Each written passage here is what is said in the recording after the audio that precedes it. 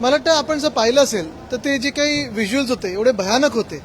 एकतर एखाद्या आमदारनी असं बनियन आणि काय लुंगी विंगी काय घातली होती मला माहित नाही, पण असं उतरणंच पहिलं एक तर अश्लील होतं. आणि ज्या प्रकारे त्यांनी बुक्केबाजी केलेली आहे, मारहाण केलेली आहे, भ्रष्टनाथ मिंदे याच्यावर काही बोलणार आहेत का? नॅशनल चॅनलवर हे चालणार आहे का? की भाजपचे ते युतीमध्ये आहेत म्हणून ते शांत राहणार? हे एक बघण्यासारखं आहे. दुसरं म्हणजे आपण पाहत असाल की आम्ही विधान परिषदेत त्याच्यावर कारवाईची मागणी केलेली आहे. आमची ही आवर्जून एक मागणी राहील, आग्रह राहील की अशा आमदारांवर, मस्तीखोर आमदारांवर, माजखोर आमदारांवर, ज्यांना मस्ती आली, माज चढलेला आहे, त्यांची मस्ती ह्याच अधिवेशनात उतरवणं गरजेचं आहे.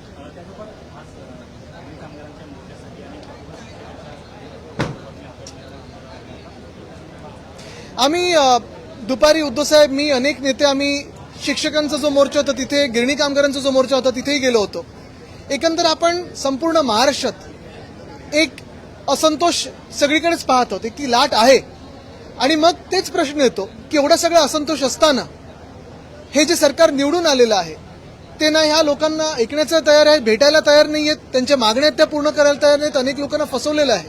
100% हे सरकार निवडणूक आयोगाच्याच आशीर्वादाने जिंकून आलेलं आहे, लोकांच्या आशीर्वादाने नाही, हे तर स्पष्ट होत चाललेलं आहे. पण एक महत्वाची गोष्ट ह्याच्यात ही देखील आहे की 250 आमदार असलेलं हे सरकार जर असेल, 3 पक्षांचं हे सरकार असेल, तर मग महाराष्ट्रातल्या लोकांचं, मग ते शिक्षक असतील, गिरणी कामगार असतील, महिला असतील, शेतकरी असतील, यांचं ऐकायला का तयार नाही? ते नेमकं तुम्ही कामं कोणाची करताय? आज देखील आपण पाहिलं असेल 57,000 कोटीचं सप्लिमेंटरी बजेट आज मांडलेलं आहे आणि आता पारित केलेलं आहे.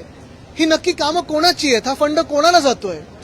हा प्रश्न आज प्रत्येकाच्या मनात उपस्थित झालेला आहे.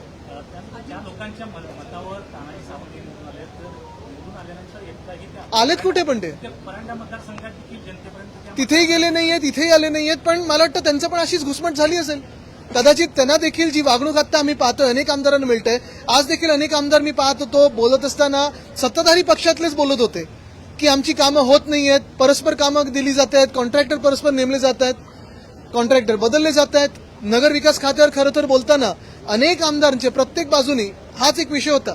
पण हे नक्की लाडके कॉन्ट्रॅक्टर आहेत तरी कोण? याचं उत्तर मिळालं पाहिजे.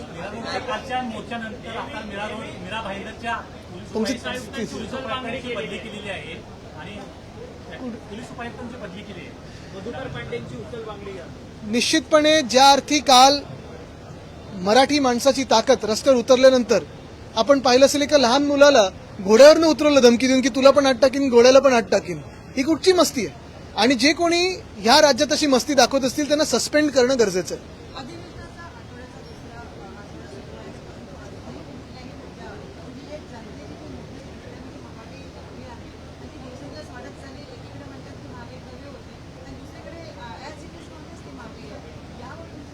आपण पाहिलं असेल पहिल्या आठवड्यात आम्ही शेतकऱ्यांसाठी उतरलो होतो वेलमध्ये. आमचे एक जे सन्माननीय सदस्य आहेत नाना पाटोळेजी, ते सस्पेंड देखील झाले होते. काल देखील आम्ही विरोधी पक्ष नेत्यासाठी मागणी करत होतो आणि ती करत राहणार, कारण विरोधी पक्ष नेता हा एक जबाबदार पद आहे. महाराष्ट्राच्या जनतेचे आवाज हे आत पोहोचवण्यासाठी ते एक महत्वाचं आयुध आहे. पण शेतकऱ्यांची मागणी असेल किंवा इतर सगळ्या ज्या मागण्या आहेत, आज माझ्यासोबत वरुण सरदेसाई आहेत, त्यांनी शासकीय कर्मचाऱ्यांची मागणी होती, त्यांच्या घराचा जो विषय तो लावून धरलेला आहे. अनेक विषय आम्ही लावून धरतो, पण हे विषय बाहेर आंदोलनं असतील, मोर्चे असतील, आत आमची जी मोर्चेबंदी आहे ती आम्ही करत असतो.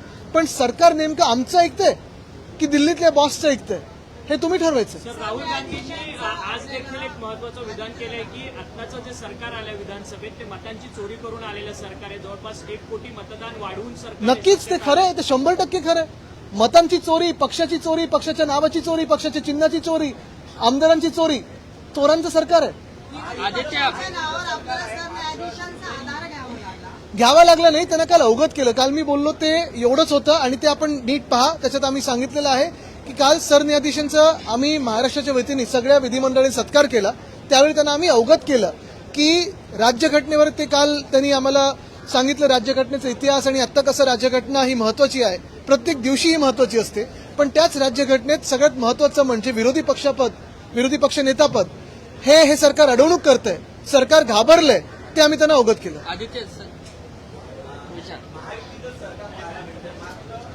महाझुटीचं सरकार आहे. आदित्य संजय गायकवाड, अरे त्यांना पूर्ण तर करू दे. तुम्ही कसे बरेत का काल? तुम्ही पण व्हायरल झालात काल.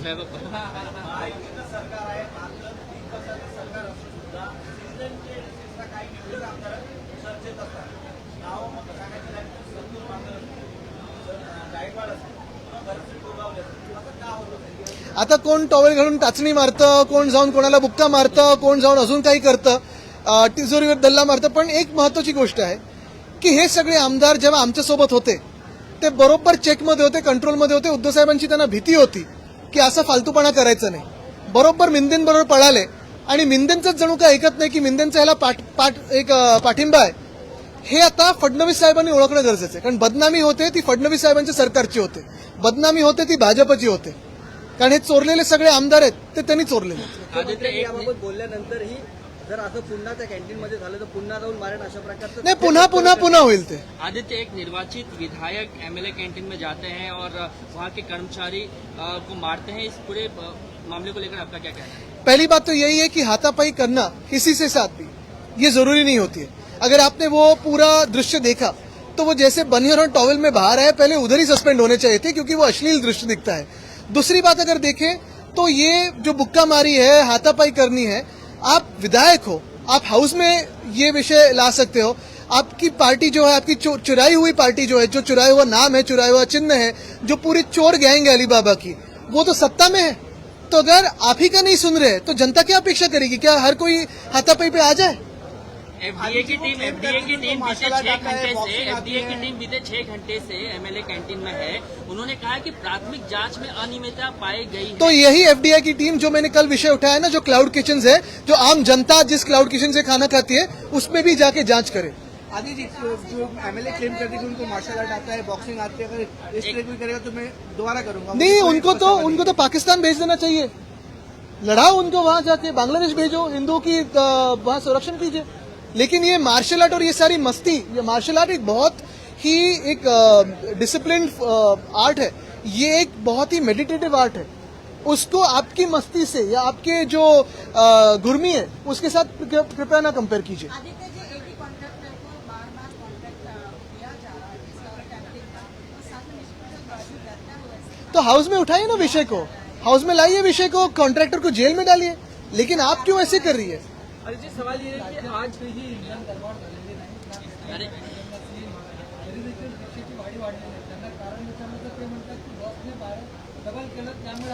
खरं तर बसचं भाडं बीएससीचं वाढण्याची गरजच नव्हती.